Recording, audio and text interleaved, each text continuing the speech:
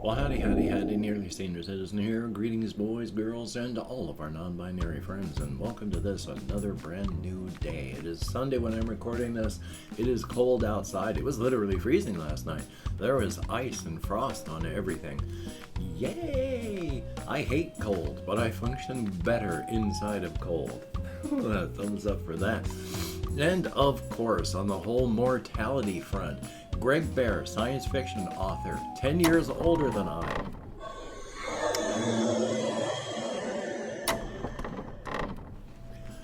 Passed away.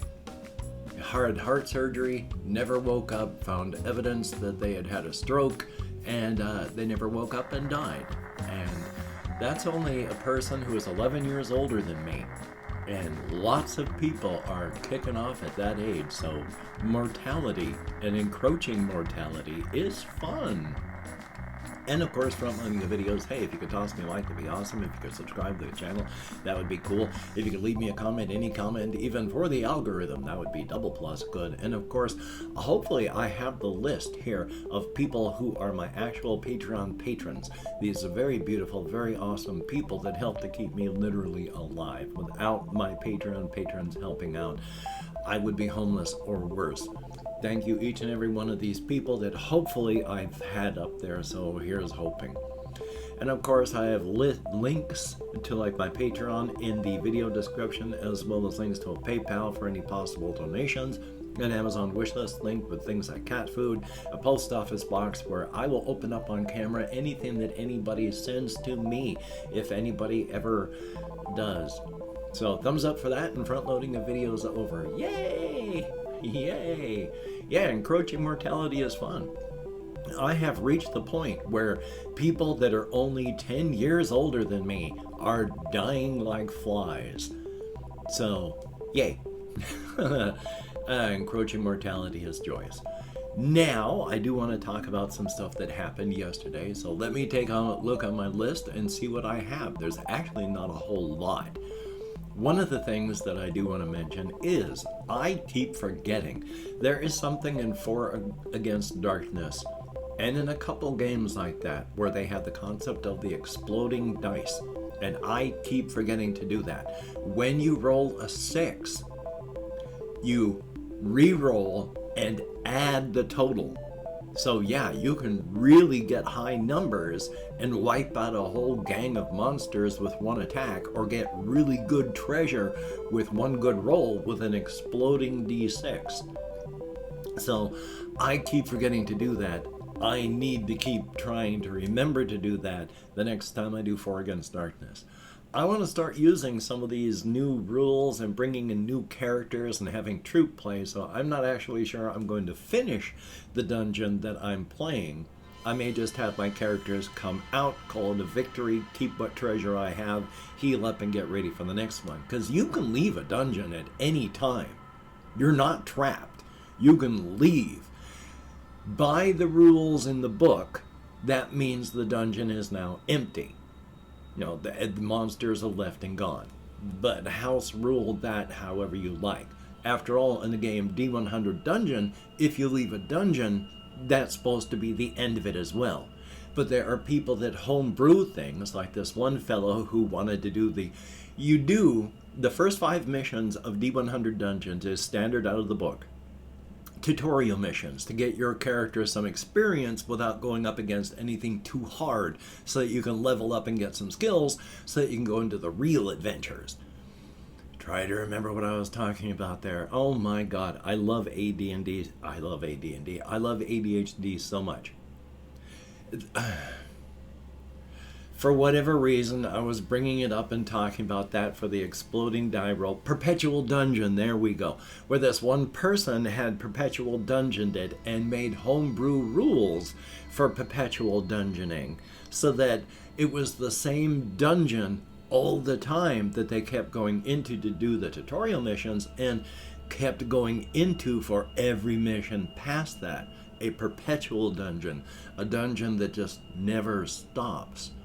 There are a lot of books and adventures about perpetual dungeons. There is a whole game system that is based around the world dungeon, where the world the universe is literally a dungeon, which ties into this one short story that I read some time ago. Can't remember who wrote it, can't remember where it was printed, but I can tell you about it because this tickled my fancy, because I use this concept a lot, things being bigger on the inside than they are on the out, because this is a very bad paraphrase Cliff Notes version of it, but it's about these people, astronauts in a spacecraft. They find an alien space station, something that's not one of theirs, but it looks like one of our things, but they land on it, and it's a tiny little thing. But they get inside and they start exploring and looking, and then they open up one big doors, and suddenly they realize, boy, this place is a lot bigger than we thought, because it's like at least doubled in size, at least twice as big as they thought it was. And they're looking through, and they just keep going further, and it gets bigger, and literally bigger and bigger. They can't find an end, and every time they open something up new, the space station is at least twice as large as they thought it was. And it's filled with human stuff. Restaurants, lobbies, waiting areas, large places for people to gather. Things like this.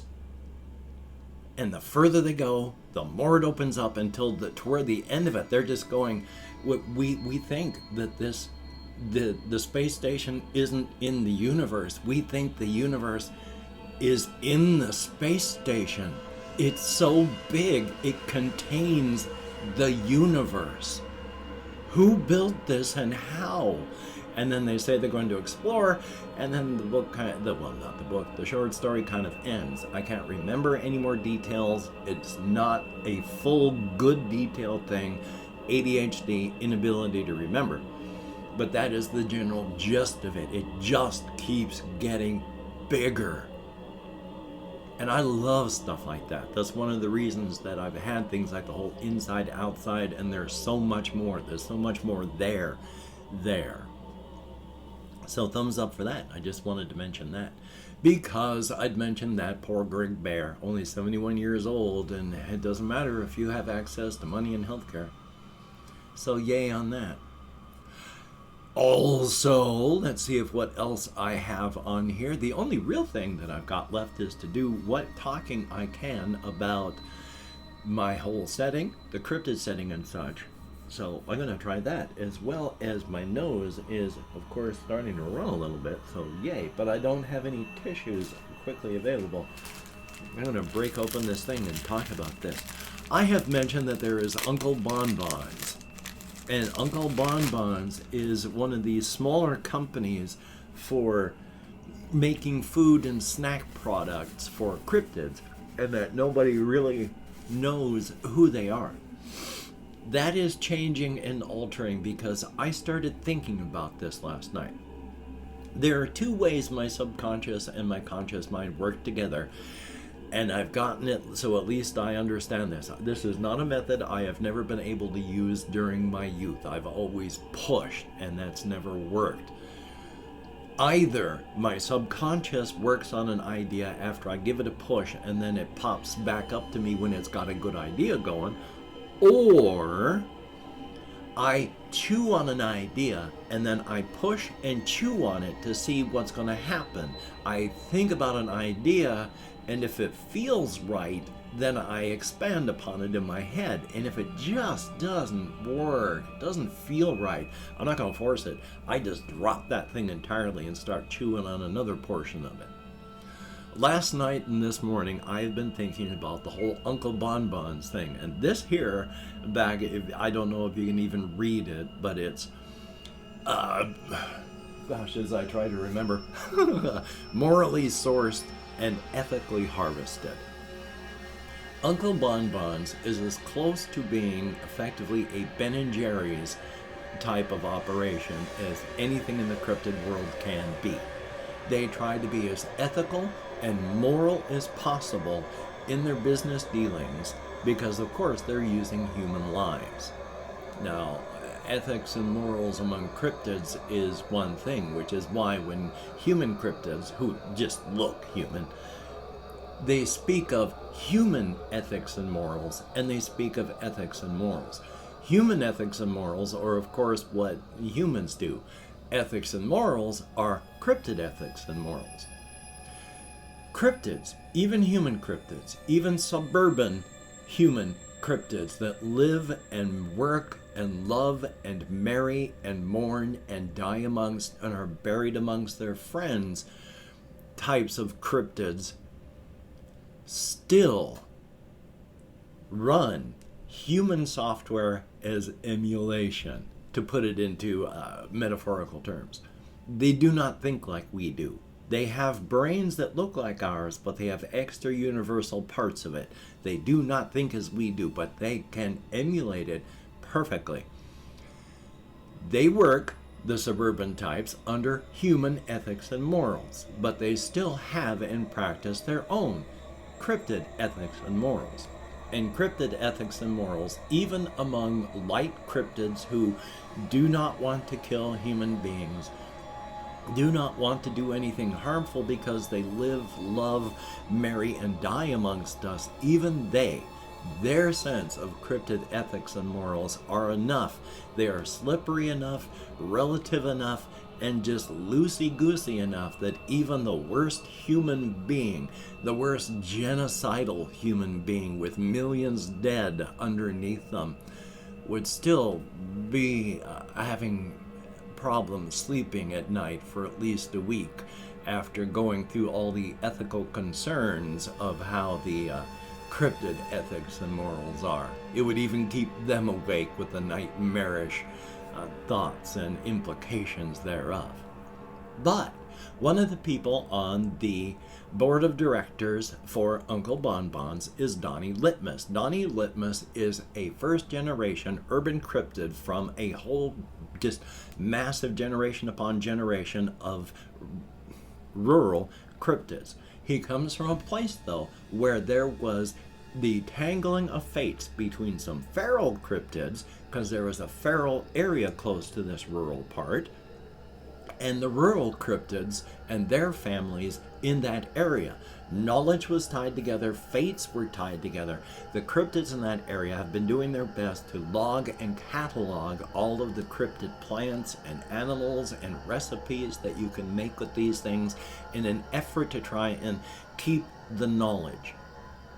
Unfortunately, more and more of the recipes in these books are just becoming impossible to ever recreate, because through time, more and more, especially with the encroaching of the human realm, more and more of this knowledge is being lost as the plants and animals and such are driven into extinction. But Donnie Litmus is a first-generation urban cryptid, takes a copy of one of these books and heads into an urban area, Brookerton. He wants to, number one, try and make a living because he's an urban cryptid now, and number two, he wants to keep this information going. He comes into town with the book and a collection of seeds and just information and a desire to try and keep it going. He meets up with another cryptid who thinks as he does, Hector Gonzalez, and the two of them, because they think the same, they do not want to harm people, but they're trying to make their way in the world. Hector is his parents are urban cryptids, they've been urban cryptids, but he's young, and so he and Donnie get together and start using the knowledge that Donnie brought with them as what are we going to do with this knowledge? They get some investor money because you can have either human beings with just enough vision to see all the dollar signs available in the cryptid market, or you've got cryptids who deal with human beings on an intimate basis, and they give out investor money because they've become independently wealthy. And these people, they formed Uncle Bonbons. They have ethical sourcing, but it's moral sourcing and ethical harvesting of these parts of human beings. Consent is a big part for them. They are as ethical and moral as they can be. remembering, of course, the morals among cryptids are very, very loosey-goosey. And so they are very, very capable of just looking the other way while getting shipments of volunteers from very authoritarian dictatorship countries. And they will use these volunteers for their snacks. They're being as ethical as they can for cryptids. But they were really big on making sure that they knew exactly what cryptids wanted. They went out and talked to cryptids, and they found out, of course, that the cryptids that eat human beings, that lack of crunch is like eating a mouthful of Jell-O with like a graham cracker in it. Eating human meat is like physically eating Jell-O. Cryptid teeth just go through it with all that resistance. Nothing there.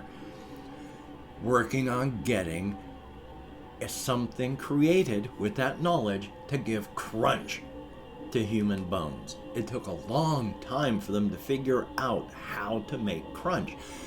But they had a bunch of people that they hired from the community that they ended up knowing. Very dedicated people, which is how they figured out that limestone, with a certain additive of cryptid nature, has a very intriguing earthy flavor to the cryptid tongue. Without it, it's just a rock. But you add this additive and it has, it's intriguing. On its own, interesting, but nothing special. But you add bone meal from crushed human bone into it. You add the sweetening from concentrated blood plasma, human blood plasma to it. And suddenly, with that additive, it has an intriguing, a very intriguing earthy flavor. Goodness gracious. They'll just keep eating it and chewing on it, trying to figure out what it is. On its own, they wouldn't really like it, but you add that human touch of whatever they've added, and oh my gosh, can I just... Oh yeah, they find it fascinating. So there's that earthy undertone to the human meat flavor and additives of Uncle Bonbon Standard Edition, because they went and took choice cuts of human meat, did taste tests amongst the cryptids of Brookerton to find out which cuts of human meat were preferred. They did the same thing with human organs and secretions from human organs to find the very best combination of flavors. Add this all up and Uncle Bonbon's limited edition gourmet bone glazing sauce just took off. It gave cryptids everything that they wanted. That odd but intriguing earthy undertone of the limestone cement, that crunch that they've been craving, and on top of just the normal human flavor of the person that you've been eating, all those choice cuts of meat and organs and added secretions of like yellow bile and spleen material. It's just, it's limited edition, but boy, oh boy, is it popular. And especially their Cajun flavoring, where they use authentic, free-range, morally sourced, and ethically harvested actual Louisiana Cajuns. Very, very popular bone glazing sauce indeed. And I've opened up 24 hours worth of comments in my community tab. Going to go through and thank however many people have left me comments in the past 24 hours. If I mispronounce a username, no disrespect is intended. And even though I count American Sign Language, well, you've already seen how my brain works. So let me call it my Chrome. We have Adrian FNTES, thumbs up, and good to see you in the comments. We have Jesse Koskinen, always good to see you in the comments. Thumbs up, thank you very, very much. And it's an interesting setup. We have My Journey Without a Destination. Thank you very, very much for the very, very heartfelt comment. It is appreciated. We have Gent Novik. I'm probably nowhere close, but thumbs up and thank you very, very much. JEYY, greatly appreciated. And hopefully you have a nice day as well. There is Cake. Thumbs up. Thank you very, very much. Greatly appreciated and good to see you. We have Chris. Thumbs up and good to see you as well. There is Grumpy Gothma, who thoroughly understands the whole situation with nostalgia and where you are on the spectrum. Hokey smokes. We have, and thank you very much. And there is Victor Castellanos Ferrero. My vision is such that I can see things close up to me, I can see things far away, but where my monitor is right in the fuzzy zone. So I'm going to mispronounce things just because even with my glasses, I can barely see the screen. But thank you very, very much. And then there is Ben B, greatly appreciated and good to see you. Jacob Sheber, Sheber, greatly appreciated, thumbs up. There is Sylvia Wilkinson, where there is going to be more 4AD, and like I say, I've been thinking of just cutting this dungeon short because I want to use troop play. I want to make the overland rule stuff work. I want to have the whole adventurous guild thing going. So, and I want that troll. And that is it. 12 people who left me comments in the past 24 hours. Greatly appreciate it. Get me out of my head, into the world, dealing with real people, if only a text, and if only for a short time. Greatly appreciate it. Well, Hokey smokes, it's still a Sunday. I want to record something for the channel, whether it be a video game or a solo RPG. I don't know yet. We shall see. Hopefully D100 dungeon soon. And I want to talk more about solo RPG stuff tomorrow, so hopefully I remember. And of course, with all the diseases and the stuff that are out there in the world, just be smart. Take appropriate precautions for your situation, for your location. You don't need to get sick. You don't need to make other people sick. You don't need to get injured. You don't need to injure other people. You don't need to be game ended. You don't need to game end others. And speaking of game ending, if you're out walking, especially at night, and you hear the mournful howl of that bus that's got your name on it, oh, that horn echoing through the fog, make peace with your maker and hope it doesn't hurt too much, because that bus is going to hit you at just the right angle to smear you all across the landscape. It ain't going to be pretty, but it'll hopefully be quick. So, until we meet again, you take care. Have a great day today. I will see you on the flip side, and that is indeed a very good thing.